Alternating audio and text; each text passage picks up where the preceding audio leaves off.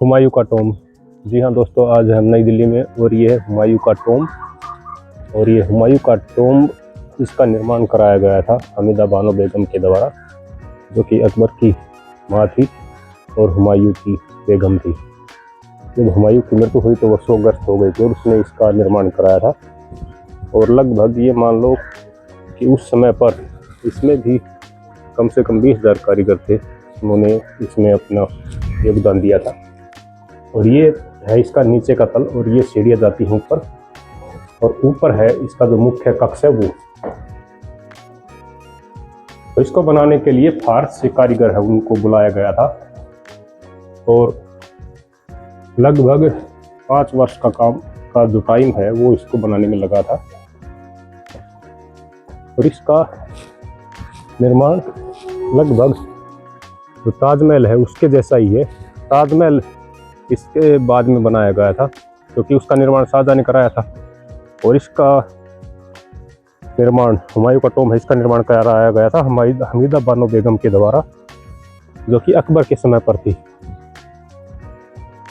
तो ये लगभग 125 वर्ष पहले बनाया गया था। और इसमें मकबरे में ये लगभग 100 एकड़ में फैला हुआ है। और इसमें मुगल खानदान के जो मुगलिया खानदान था उसकी लगभग 100 से ज़्यादा कब्रें हैं वो बनी हुई हैं।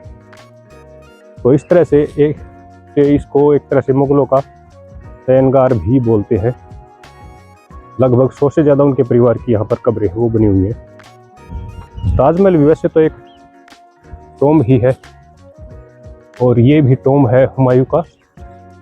तो इसकी नकल करके ही बाद में ताजमहल का निर्माण है वो कराया गया था।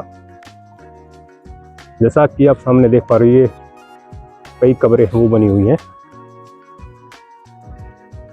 और ये है इसका मुख्य परिसर। इसमें और ताजमहल में सिर्फ फर्क इतना ही है, इसमें लाल पत्थरों का भी प्रयोग किया गया है। लाल पत्थरों का और सफ़ेद रंग के संगमरमर के पत्थर उनका ही प्रयोग किया गया है, जबकि ताजमहल में सिर्फ सफ़ेद रंग के जो संगमरमर है उनका ही प्रयोग किया गया है। तो एक तरह से ये एक बड़ा परिसर है, लगभग 100 एकड़ से ज़्यादा। और ये इसका जो मुख्य इमारत है वो है, आपको चारों तरफ जालियां बनी हुई दिखाई देंगी। ये उस समय की जो वास्तुकला थी उसका ही एक उदाहरण है। और ये चारों तरफ परिसर है वो बना हुआ है।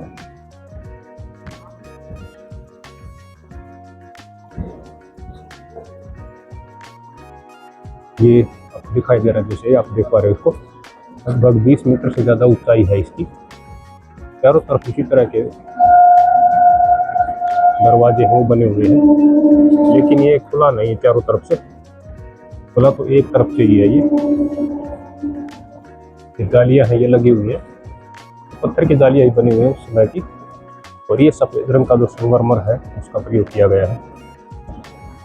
ये चारों तरफ इस तरह के हाथे बने हुए हैं।